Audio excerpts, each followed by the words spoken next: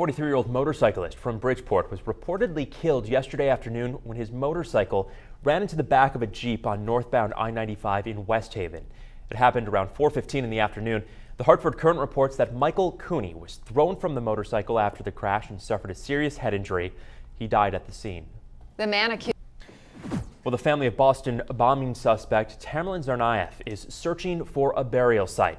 So far, no cemetery in the Boston area wants to take his body. The city of Cambridge says it doesn't want Tsarnaev buried there either. Cambridge officials say it wouldn't be in the best interests of the city to have him buried there. Well, officials in Newtown will meet again this week to figure out what to do with the Sandy Hook Elementary School. A task force of 28 local elected officials met last Friday. They heard opinions from residents, including renovating or rebuilding the school. They are also considering building a new school on property down the street. Well, parents and possibly some students in Greenwich are trying to get the school district to bring back February break. The Board of Election voted earlier this year to change the week-long break to just a weekend or a long weekend starting in the 2014-15 school year. Parents started an online petition opposing the move, and that now has more than 450 signatures. No word on whether the board plans to revisit the decision. In a few minutes. Hello, please. Help me, I'm Amanda Berry. You need police, fire, or ambulance? I need police. Okay, and what's going on there? I've been kidnapped and I've been missing for 10 years and I'm here, I'm free now. Well, an incredible story. That was a dramatic 911 call for one of the 3 women who have been missing in Ohio for a decade. They were found alive at a home in Cleveland after disappearing separately between 2002 and 2004. Police say they were being held captive until a man walking in the neighborhood saw one of them banging on a window begging for help. A doctor says the women all appear to be fine. In 12 on the Money, New York State says it plans to sue both Bank of America and Wells Fargo Bank. The state's attorney general accused the 2 banks of failing to comply with last year's national mortgage settlement. That agreement required banks to change how they handle loans and foreclosures. But New York's attorney general says Bank of America and Wells Fargo never did, which put hundreds of homeowners at the risk of foreclosure. Thank you, Lauren. I'm Mark Rapaski. 12 is at the Capitol, where state lawmakers are considering a bill that would let insurance companies know when someone is caught texting or talking on a cell phone while driving. Lawmakers say that could lead to higher premiums for drivers who break the law, which in turn would encourage them to put down the cell phone. Dawn Jeffrey, whose boyfriend Ken Dorsey was killed by a distracted driver in Norwalk, says this bill is a step in the right direction. Text that phone.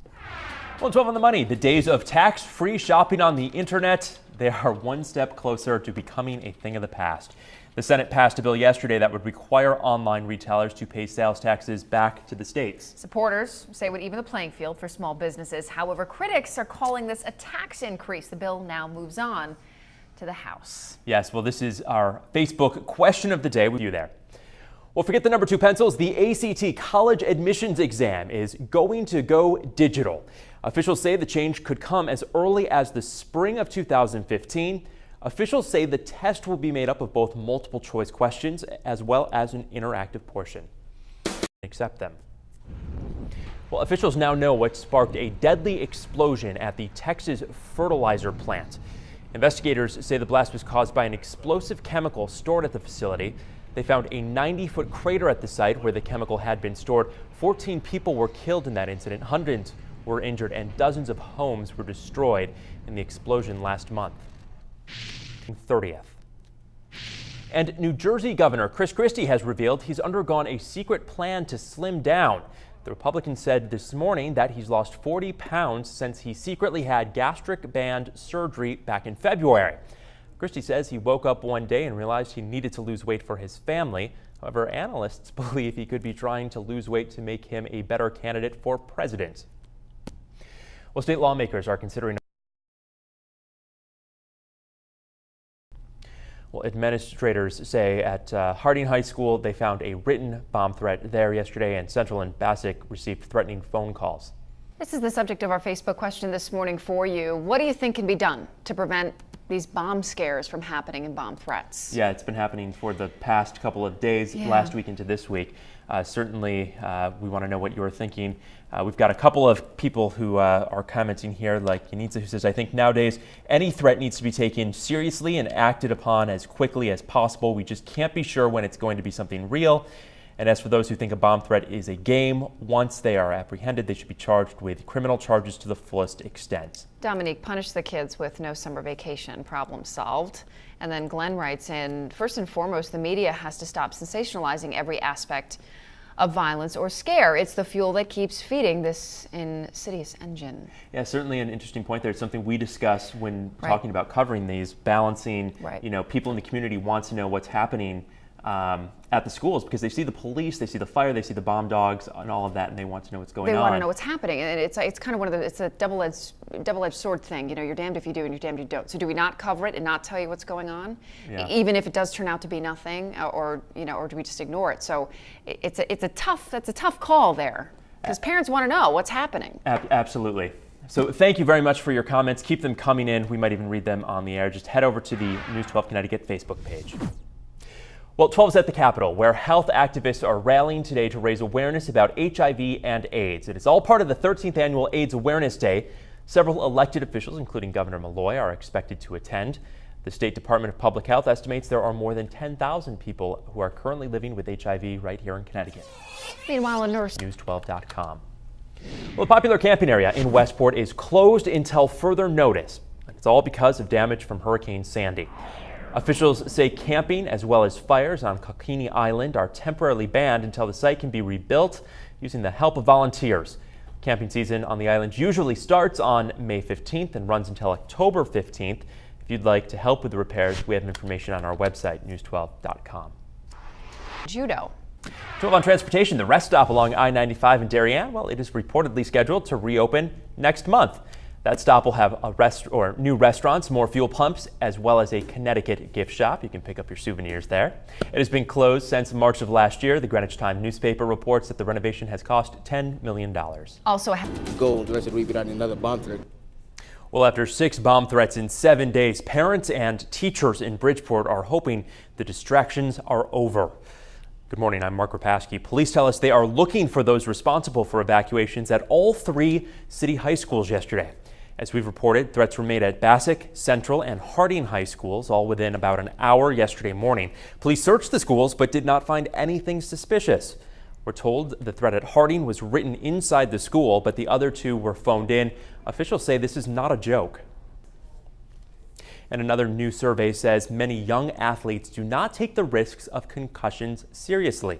Researchers found that about half of all football players said they would not tell their coach if they suffered symptoms after a game, even though 90% of players surveyed say they know the dangers of playing with a concussion. Police say that the same suspect is also believed to have been involved in a holdup at a convenience store in Milford about 45 minutes after the subway robbery. Milford police say the suspect, who was wearing a mask there as well, walked into the Quick Stop convenience store on Bridgeport Avenue around 9:30 Tuesday night, showed a silver revolver, and demanded cash there as well. Anyone who recognizes the person in that surveillance video is asked to call police. Their number is on our website, news12.com, as well as our info line, 203-354-INFO. Meanwhile, in Fairfield, police. Thanks, Lauren. I'm Mark Rapaski. It is 6:12. If you're looking to take a break on I-95 heading north, the rest stop in Darien is expected to open its doors next month. The project manager says the new facility will include 7 different dining options, a tourist center, convenience store, as well as twice as many gas pumps. He says the Darien rest stop is a key location for travelers. This is the first traffic.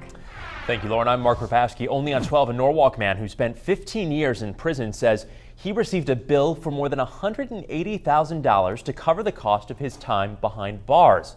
Larry Johnson was released from prison in 2003 after serving 15 years in a state prison for drug and weapons charges. He says, though, he recently got a bill from the state triggered by a lawsuit settlement he received after he was involved in a car crash and that left him disabled. Johnson says it feels like double jeopardy. when you go to And get this, in 12 on Health, a new study says there is a link between bipolar disorder and the flu. Scientists in South Africa found that children whose mothers had the flu while pregnant are 4 times more likely to become bipolar later in life. Researchers say that's because the flu can disrupt the development of a child's brain.